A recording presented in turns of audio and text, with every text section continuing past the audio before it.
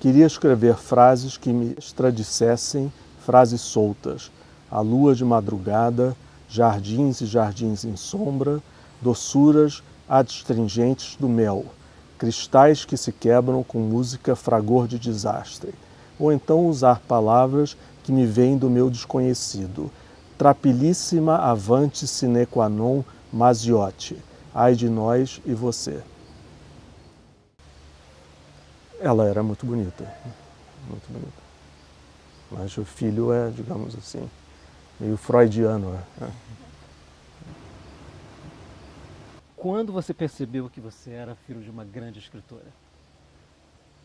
Quando até tem uma coisa curiosa, assim, porque vinha muita gente de fora pedir entrevista e reuniões, e uma vez eu me lembro que tinham anunciado nos anos 60 que vinha uma comissão da Rússia.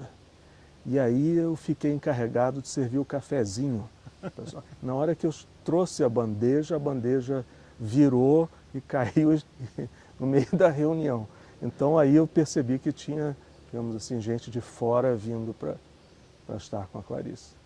A Clarice afirma numa carta de 7 de setembro de 56, endereçada a Mafalda Eurico Veríssimo, o seguinte: meu marido e eu, não tendo infelizmente religião, por enquanto, criamos nossos filhos na ideia de Deus, mas sem lhes dar rituais definitivos e à espera de que eles próprios, mais tarde, se definam. O que significou, o que significava exatamente esse tipo de criação? Existia a ideia de Deus, mas não sobre um invólucro, digamos, preparado. Então é um pouco como eu me formei. Ela tinha uma frase assim: Deus cuida dos passarinhos, por que não ia cuidar de você? Né? Nessa mesma carta, a Clarice observa que por 3 anos eles tinham sido os padrinhos de seus filhos. Eu cito a carta, ela diz: por tácito, espontâneo e comum acordo. E que faltava apenas legalizar uma situação, também palavras da Clarice na carta. No entanto, ela fala que eles seriam padrinhos leigos. Você tinha 3 anos na época da carta. Como é que isso aconteceu de fato? Ou melhor, ou ainda, como é que era o convívio com o Érico e com a Mafalda? É aquela coisa de brasileiro no exterior, né? Meu pai era diplomata, minha mãe acompanhava, e o Érico e a Mafalda estavam lá por conta de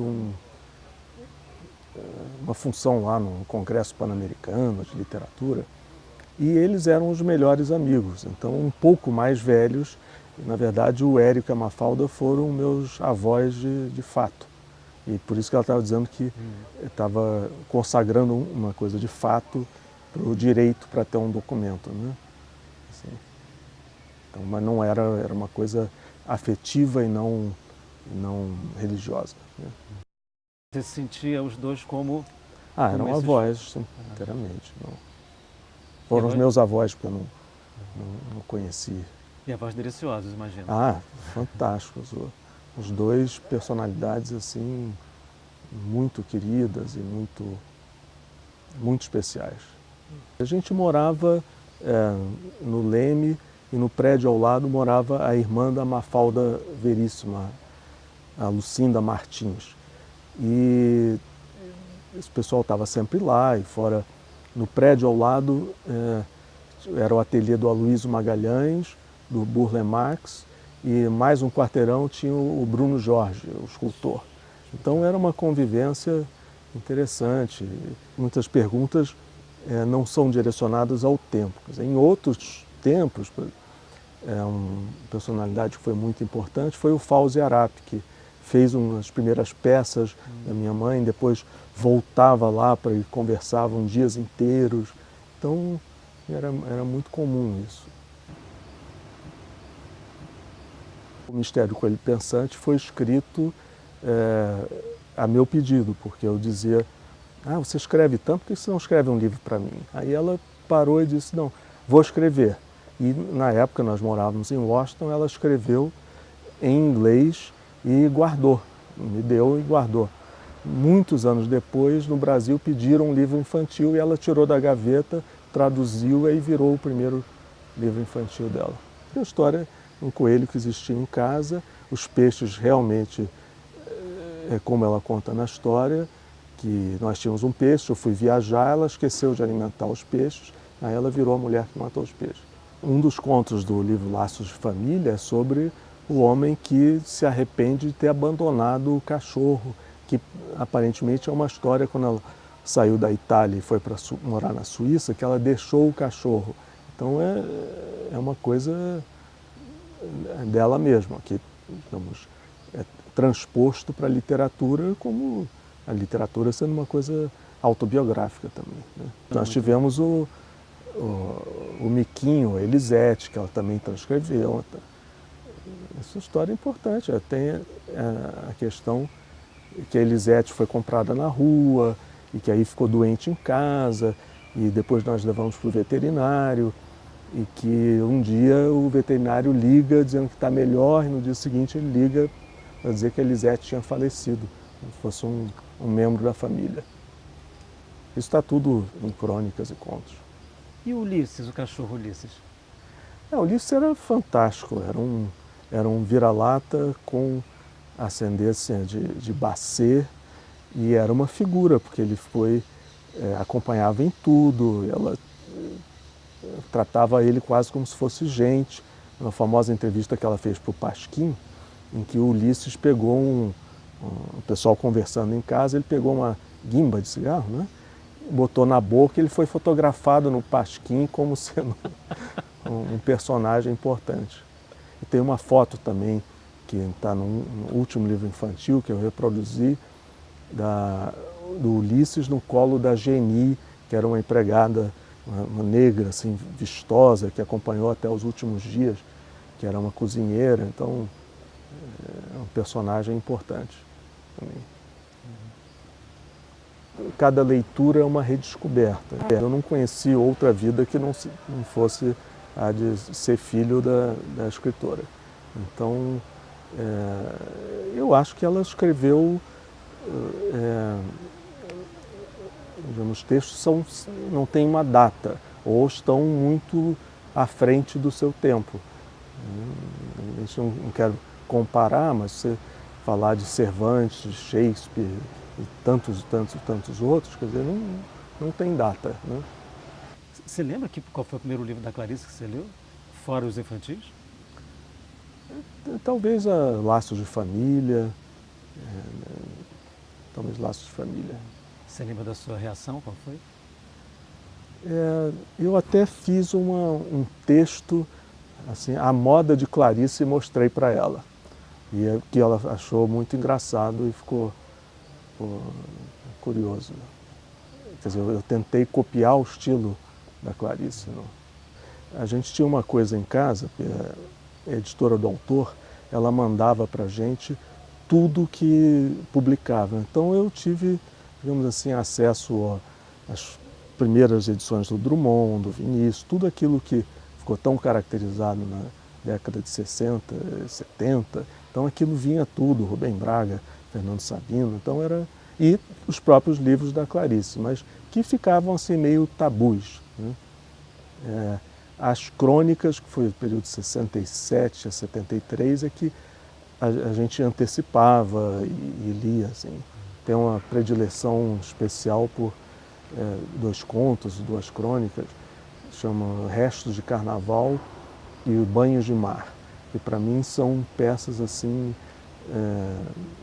muito especiais da literatura brasileira. Acho que são muito importantes. Vocês lembram de cabeça desses Banhos de Mar e os Restos de Carnaval? Restos de Carnaval que eu falei? Sim, Restos de Carnaval. São assim muito tocantes. É porque o Restos de Carnaval, ela estava no Recife, foi o primeiro carnaval que ela se vestiu de rosa, fantasiou de rosa. E aí passou um menino na rua, se encantou com ela e quando ela ia para o baile, ela teve a notícia de que a mãe adoecera, teve uma crise, um ponto agudo da doença e ela teve que correr para a farmácia vestida de rosa. Então é uma coisa muito tocante. E também esse Banhos de Mar é a história do pai que levava as filhas para o banho de mar em Olinda.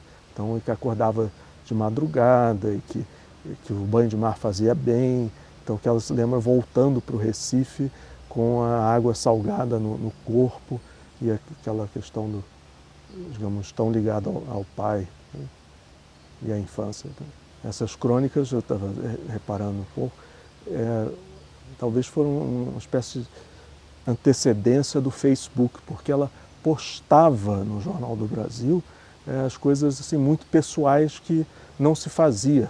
Então, daí eu acho que foi um pouco adiante do seu tempo, né? Não sabia o que colocar na crônica, mas colocava frases muito pessoais, como se quase fosse um Twitter, às vezes, 140 caracteres.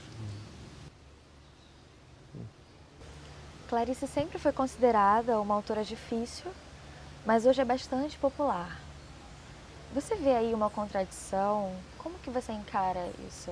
No início, talvez o leitor se preocupasse em entender, mas a forma de entender a escrita de Clarice é uma outra percepção, é um outro sentido. Então, quando você se acostuma a esse outro sentido, você passa a poder entender que não é uma coisa hermética, é uma coisa, pelo contrário, muito próxima do leitor. A composição dos textos de Clarice, cada frase tem um significado independente e uma construção que praticamente transforma em poemas. Então, é muito fácil você extrair frases e colocá-las assim, na mídia e elas terem um sentido. Então, eu acho que é uma coisa. E as próprias crônicas eram muito pessoais, quase que tinham um tamanho apropriado hoje para essas coisas de internet, né? Esse nó vem do início da obra. A partir da segunda metade da década de 60, ela começa a escrever no Jornal do Brasil, em 1967. Aí ela começa a ficar muito popular e ela vai colocando muitas coisas pessoais. As pessoas esperavam o sábado para ler Clarice, Drummond, tinha uma qualidade muito importante. Então ela passou a ser, digamos, popular nessa época, e os outros livros também, mais recentes, como Aprendizagem, a própria Hora da Estrela, são muito mais extrovertidos, têm muito mais história, têm uma modernidade, uma facilidade grande de ler. Então acho que essa questão vem de períodos anteriores, até talvez a Paixão segundo GH. Depois disso existe as próprias crônicas, né, são muito fáceis, né? Você não pode ler com um preconceito, você tem que fazer uma leitura se entregando e vendo como é que o texto se entrega a você. Eu tenho uma visão ampla de que os livros são os livros, os textos estão aí. Quem quiser fazer uma adaptação, uma peça de teatro, uma música, uma exposição de fotografia, são interpretações derivadas da obra, então são sempre muito bem-vindas. No Brasil existem 6 a 7 biografias diferentes. Foi uma família que fugiu da perseguição e de crimes gravíssimos contra a humanidade que foram na Ucrânia. Eu acho que isso é que é importante estar sempre denunciando para que não aconteça outra vez. Então, esses detalhes, digamos, da violência não me parecem tão importantes quanto o fato da existência da violência. Ela gostava muito de cinema e, digamos, era um programa muito frequente, mesmo nas cartas, a vida toda ela sempre se referiu aos filmes que viu, então, filmes italianos, filmes americanos, enfim, sempre foi uma coisa muito importante para ela. Ela dizia que queria que o Antonioni filmasse um livro dela. Uma das crônicas mais conhecidas da Clarice é a célebre Brasília 5 Dias. O texto nasceu de uma viagem realizada em 62 e trata das primeiras impressões de uma cidade que ali era recém-construída. Até onde eu sei, você me contou isso, você esteve nessa viagem. Eu pergunto, se eram só vocês dois, embora você tivesse apenas 9 anos, se você tem alguma lembrança dessa estadia na nova capital? Nós fomos a Brasília, que estava recém-inaugurada, no caso fomos visitar meu pai, que estava trabalhando em Brasília, e, digamos, foi aquele espanto geral, né? Aquela coisa tão diferente que ela ficou, digamos, muito marcada e que gerou esse texto que hoje é assim, um clássico sobre Brasília. Ela diz que em Brasília não se anda na rua, né? Não tem esquina, né? É uma coisa meio comum, mas dito da forma de Clarice, né? Tem um texto que ela dizia que a cidade lembrava de um estado totalitário, já talvez antevendo 64. Né? Quando você lê esse texto hoje, que impressão você tem? Na verdade, você um pouco já adiantou, mas...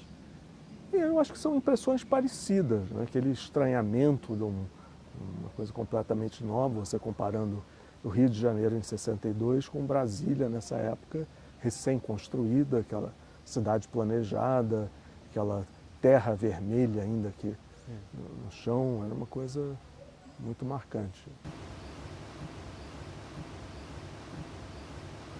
Quando ela foi para o hospital pela última vez, tem uma história que ela foi para o hospital e ela começou a dizer, não, vamos fingir que eu não estou indo para o hospital, que eu estou indo fazer uma viagem maravilhosa para a Europa, que vou passar pela França, pela Espanha, pela Itália. Aí o motorista se entusiasmou e disse, eu posso ir também? Essa é a última viagem de Clarice. Ela no táxi indo para o hospital. Ela jamais disse a idade dela, tanto que até o túmulo dela só tem a data de falecimento. A gente, em homenagem a ela, só deixou isso.